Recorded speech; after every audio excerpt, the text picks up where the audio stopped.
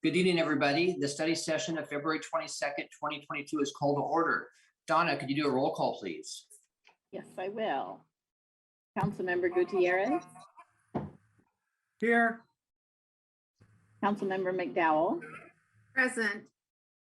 Councilmember Sherman. Here. Deputy Mayor Schmidt. Here. Councilmember Peterson. Here. Mayor Inesco. Here. And Councilmember Bode. Here. All right. Tonight, we're going to discuss annexation. The city attorney, Kathleen Haggard, has information for us. Good evening, Kathleen. Hey, everybody. I haven't been here for a while and nice to see everybody again. And I see a couple new faces too. So can everyone hear me okay? Mm-hmm. Okay, great.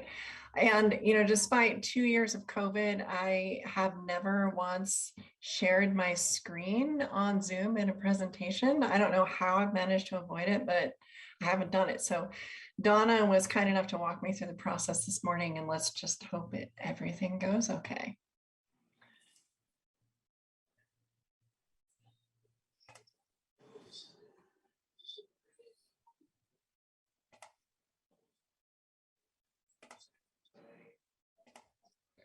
All right, did that work? Yep. All right. Yep, there we go. So let's go from the beginning. All right, so I was asked to be here to talk to you guys because I understand that you're going to be considering an annexation pretty soon. You got a notice of intent submitted and it'll be before you before too much longer.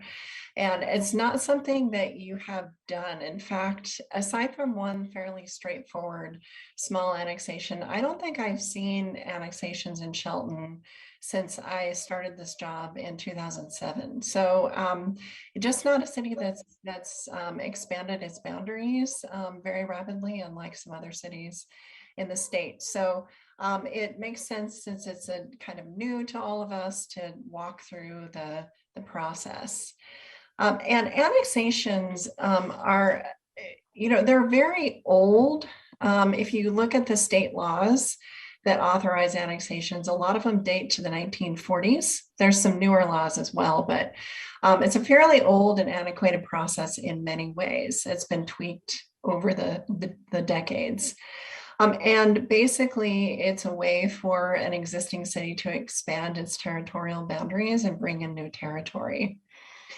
Annexations can really be monumental things. To give you an example, in 1997, the city of Vancouver doubled its population overnight through a single annexation, and now is the fourth largest city in the state of Washington. And at the time, that was the largest annexation in Washington state history, and it may still be to this day. Now, obviously, what you're looking at isn't quite that monumental, but it will still have impacts, and it still has a process that you need to go through. So tonight, I want to focus on the process for annexations and also talk about some of the impacts of annexations. So first, let's start with a little quiz. Why annex? A, because it's your destiny. B, to augment the tax base. C, for efficient city services. D, because a property owner wants in. Or E, all of the above. Does anyone want to volunteer an answer? E. E, absolutely, all of the above. All of these are really good reasons to annex property. And I'm going to go through them one by one, starting with B, because A is really special and I want to leave it till the end. Talk about the tax base for a minute. If you have adjacent territory with a good established tax base or a good potential tax base, that's an excellent reason to bring them into the city for obvious reasons. Is anyone familiar with the South Hill area adjacent to Puyallup?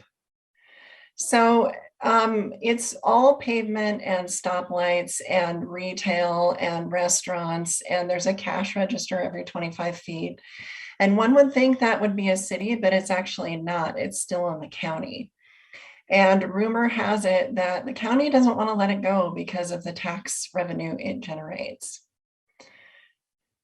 And item C, efficient city services. That presents itself in a couple of ways. For example, if you have an area that you're already serving with water and sewer, and stormwater, potentially other city services, those residents are getting the service, but they don't have the opportunity to vote for the people who set the rates, which, as you know, it is the city council. And then there's the flip side where you could have a territory that's adjacent to your city limits that's developing without water and sewer on wells and septic. And for environmental reasons, that's just not a good idea. So you want to be able to bring them in so that you can compel them to use water and sewer service. Item D, because a property owner wants in, that's what you'll be looking at shortly when the notice of intent comes before you, is these are property owners that decided they wanted to be annexed into the city. They're in the urban growth area. It's perfectly acceptable for annexation, and the property owners want to make it happen. So that leaves us with A, which is it's your destiny. And if you want to take a minute and read this quote for a second, it's from MRSC.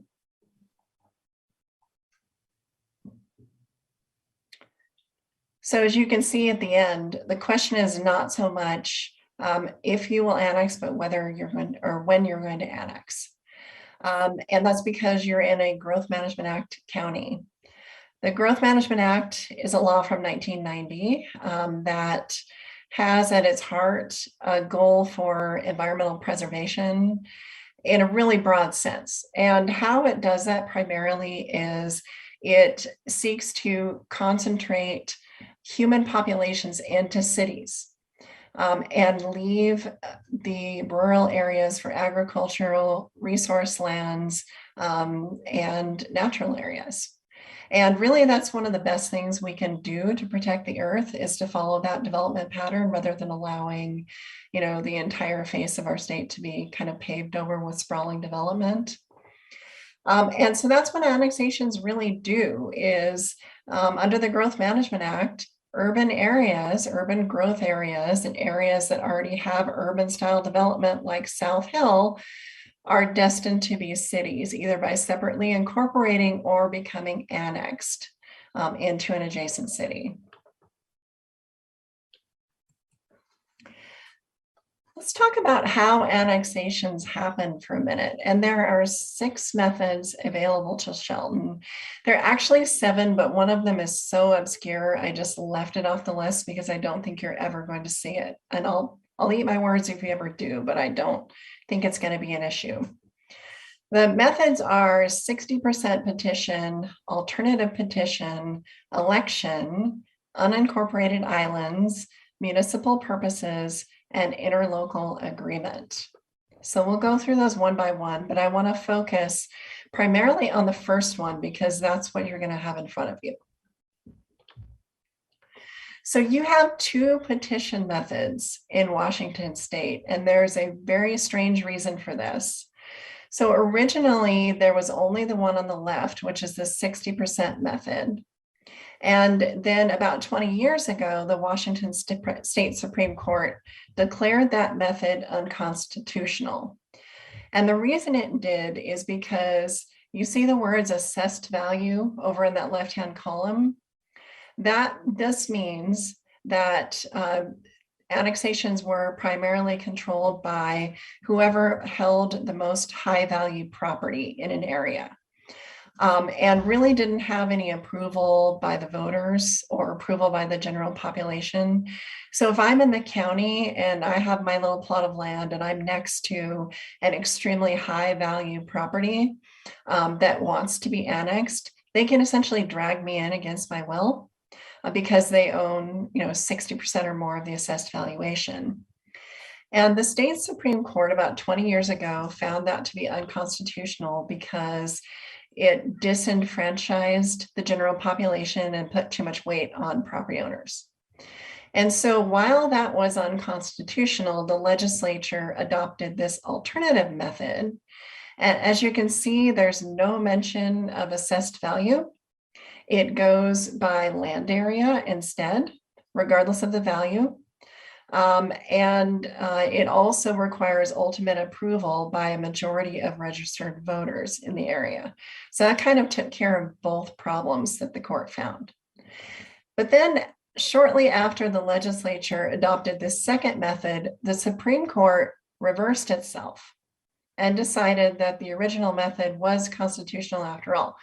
So now you have two methods, and I frankly have only seen the 60% method used. I haven't ever seen the alternative method used. It probably is used, it's just in my experience, it's a little more complicated. And there was a reason that the legislature originally opted for this first method. So let's talk about it in more depth, because again, that's the one that's going to be in front of you. Here's the process. So you get a notice of intent, and that notice of intent has to be signed by 10% of the assessed valuation, the owners of. And your petition that you're going to be seeing, I believe, is signed by 100%. So you're definitely more than 10. And within 60 days of receiving that petition, you as a council need to meet with the petitioners. And that means obviously an open public meeting, because you can't meet behind closed doors.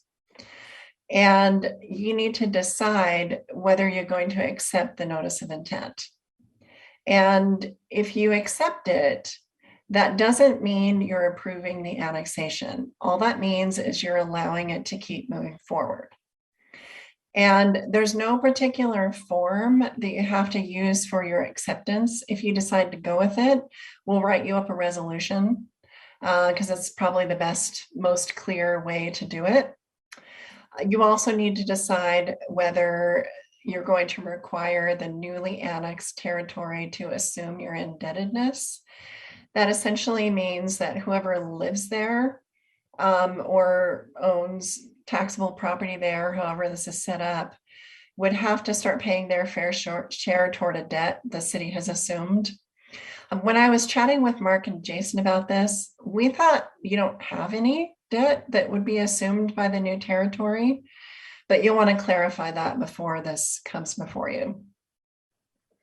So then once you approve it, assuming you do, then these property owners need to circulate a petition, and they have to get signatures from at least the owners of at least 60% of the assessed valuation. And again, it sounds like you're going to get 100%, so it's not going to be an issue. Then that petition gets sent to the county assessor to make sure that you have enough signatures and the signatures are valid. Then you give formal notice and you set a public hearing, and the statute has special requirements for notice that I've brought to Jason's attention already, so he's aware of that. You conduct a public hearing, and then you decide, make a final decision, do we want to annex this territory or not? And if you do, it has to be by ordinance. The ordinance takes effect on the date that you state it takes effect, and the territory is essentially yours. I have this question here at the end: is an annexation review board necessary? So if you read the statutes, they talk about something called an annexation review board. And there's this other thing they talk about called a boundary review board. A boundary review board doesn't exist in Mason County. You're not large enough by population to require you to establish one. The only county in the state that I'm aware of that still has a boundary review board is Pierce County.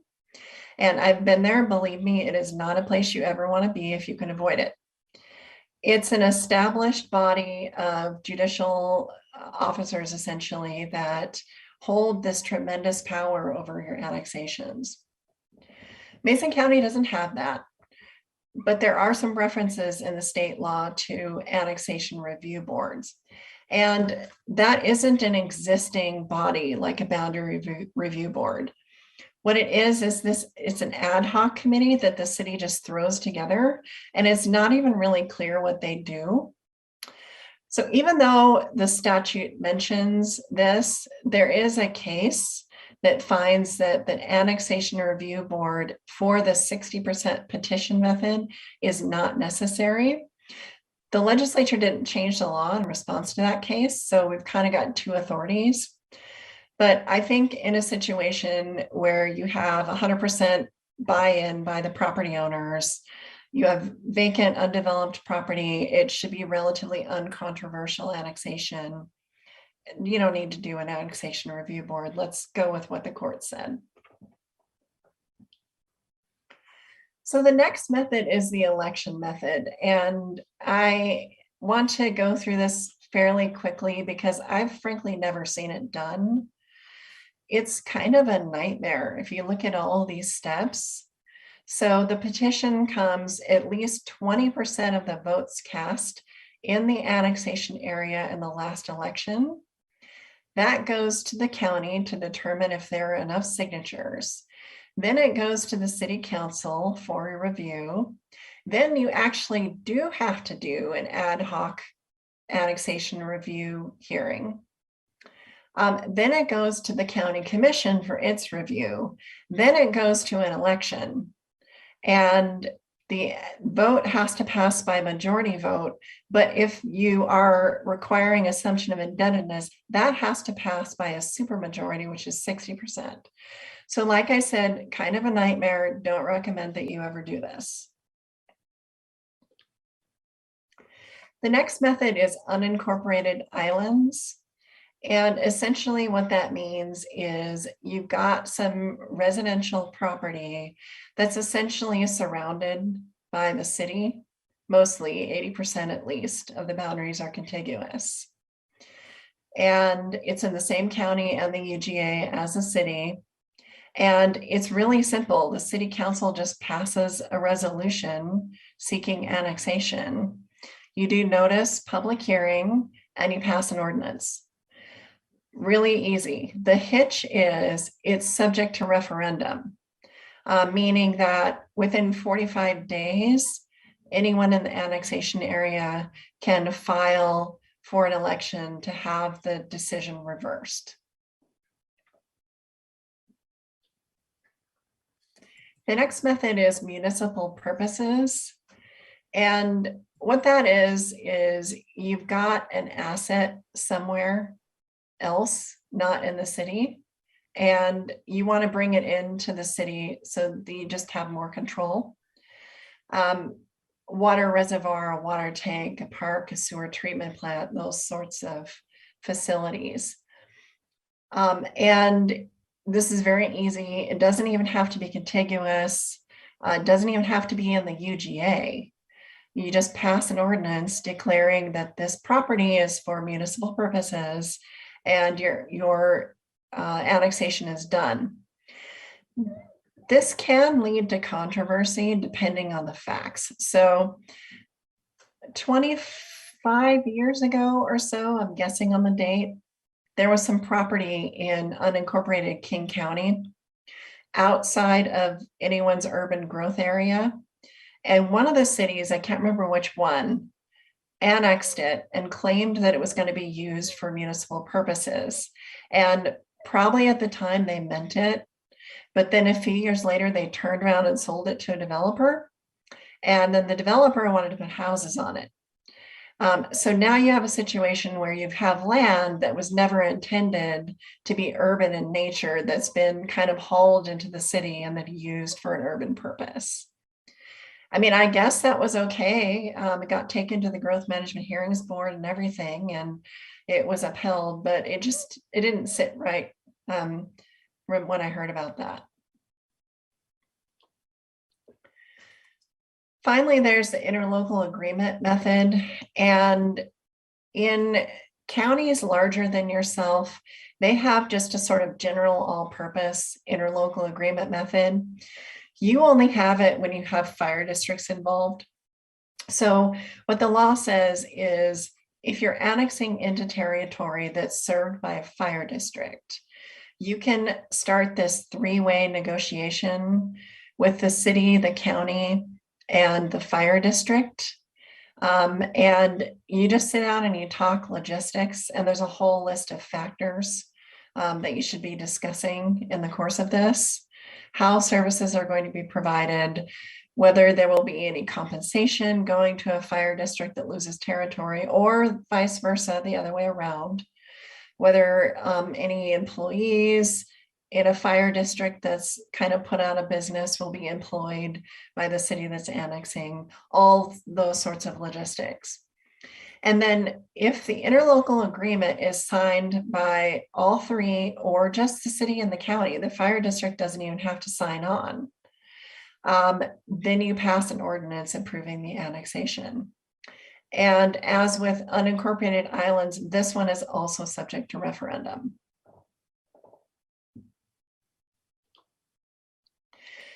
So that does it for the methods of annexation. And to close out here, I just want to talk about some of the extenuating circumstances and factors that you want to consider when annexing. And I'll start by saying that in the annexation that you'll be considering, a lot of this stuff is not a big deal or isn't even going to be on the table, because you've got vacant property, you've got 100% buy-in by property owners. It's not going to be super complicated. It's not City of Vancouver doubling its population overnight kind of complicated.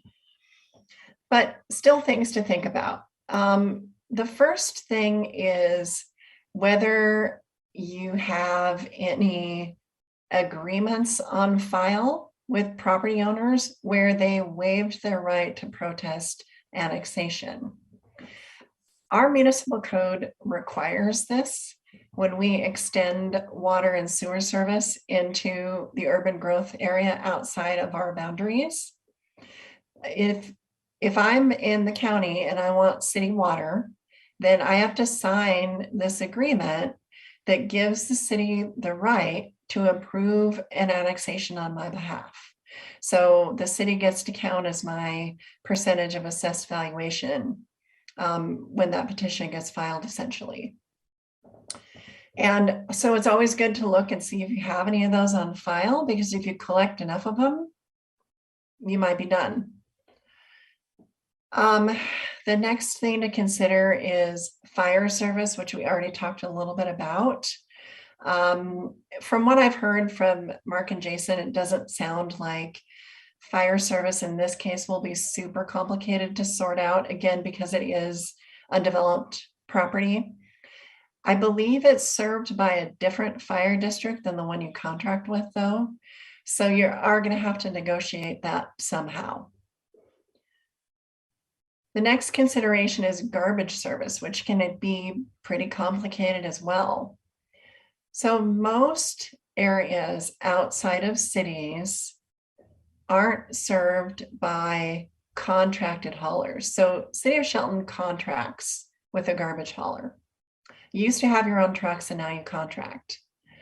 Out in the county, what's most likely the case is there's no contract. If garbage is getting picked up, it's because the hauler has permission from the Washington Utilities and Transportation Commission, which is a state agency. They get what's called the G certificate, and they get the right to serve a certain amount of territory. And so if you annex into that territory, that cancels their G certificate. But the haulers went to the state legislature and argued for a 7-year amortization period, essentially. So you annex into their territory, it cancels their G certificate, but they still get a right to another 7-year right to serve the territory, essentially. There's ways to negotiate around that, but that's the default setting. The next factor is pre-annexation zoning.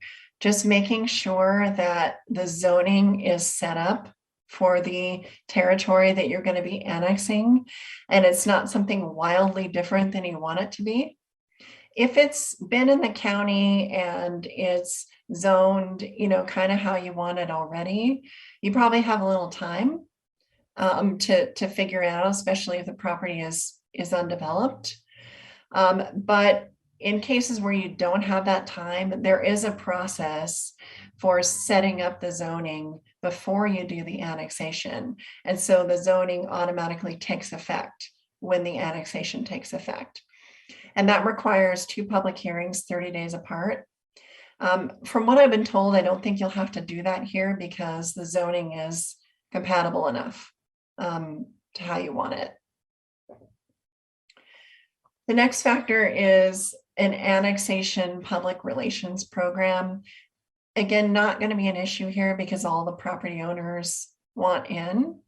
I mean, you still may want to do some PR just for the broader community and for the city residents, just so everyone knows what's going on.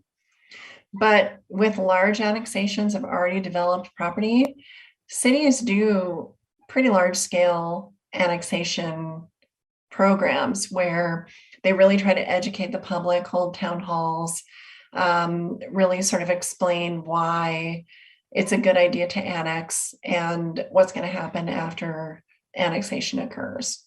You know, sometimes you can get into situations where people will come to the council meetings and they'll say they don't want to be annexed. I've seen long lines of people coming to city council meetings saying they don't want to be annexed. And, you know, some of that is lack of understanding about what it means. So people will say, well, I don't want my water rates to increase. Well, you're already a city water customer, so your rates aren't going to increase. So correcting some of those assumptions can be really helpful. Claiming that, you know, they won't get as good as services when the reality is they're probably, you know, they may get better services. Certainly economy of scale with police services and other types of programs. And then lastly, is there a possibility for referendum? Just making sure that you understand that some of those methods that we talked about do allow the voters a chance to essentially recall the city's decision and being prepared for that. So that is it. And with that, if there are any questions, please let me know.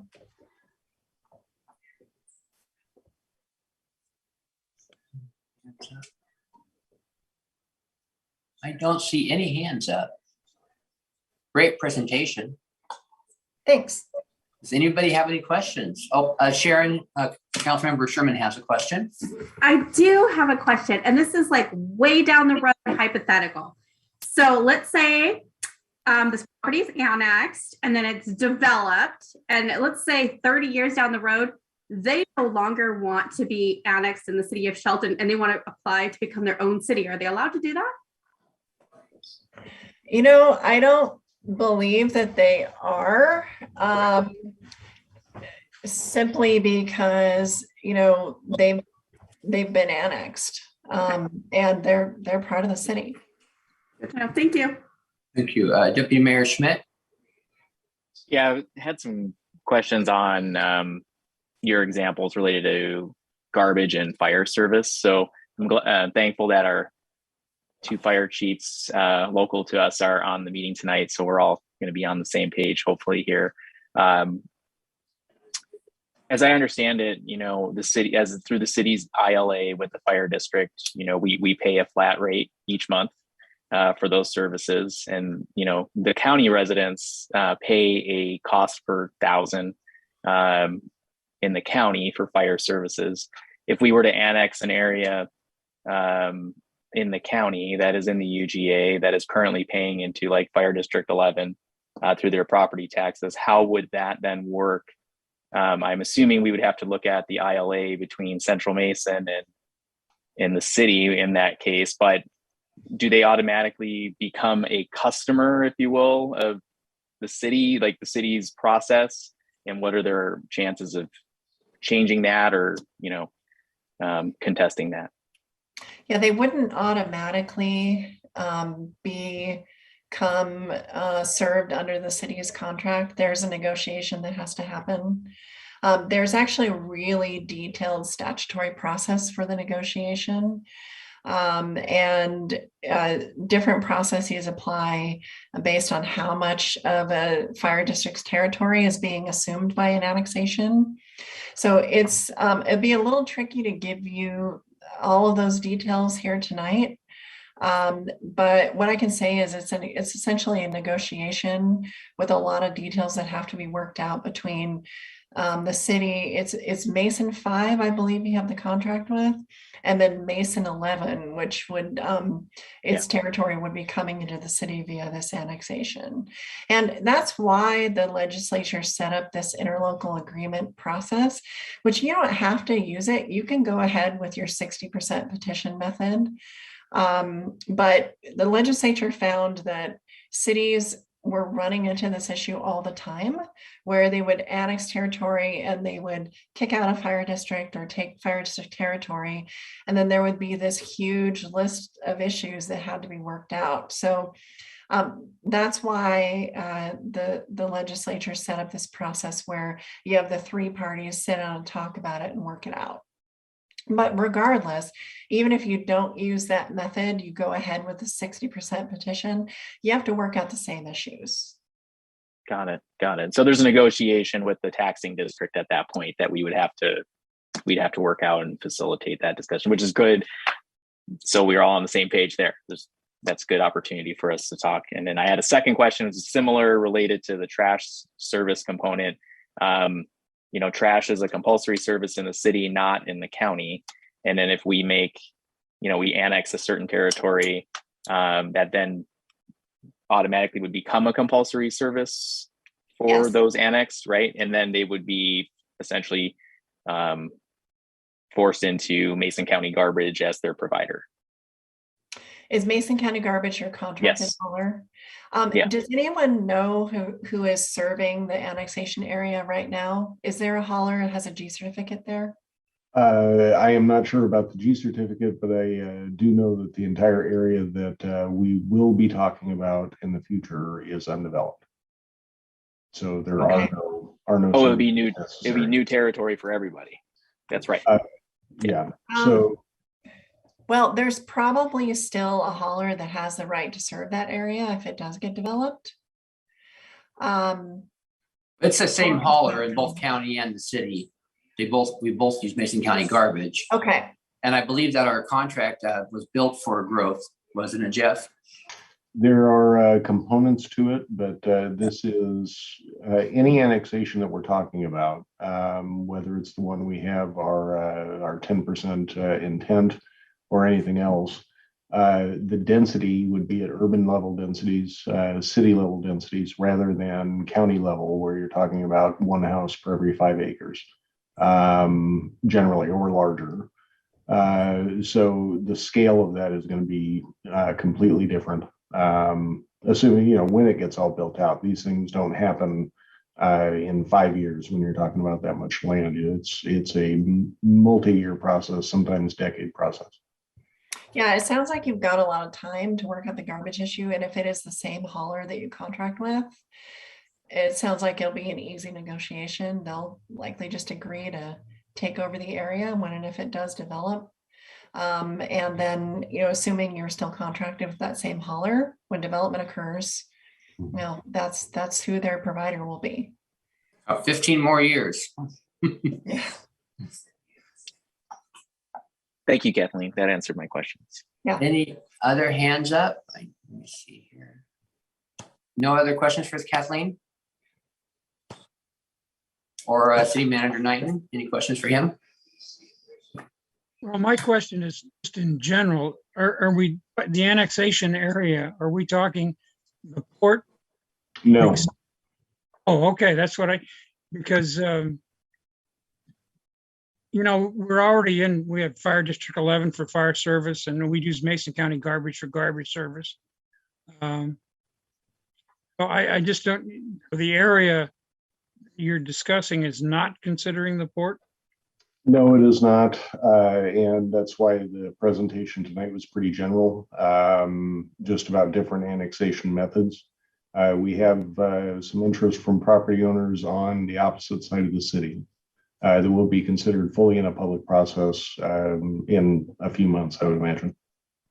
Okay, thank you very much. All right. If nobody has any more questions for Kathleen, do we have any other items for new discussion? If we don't, we can adjourn this meeting or study session at 6:35 p.m.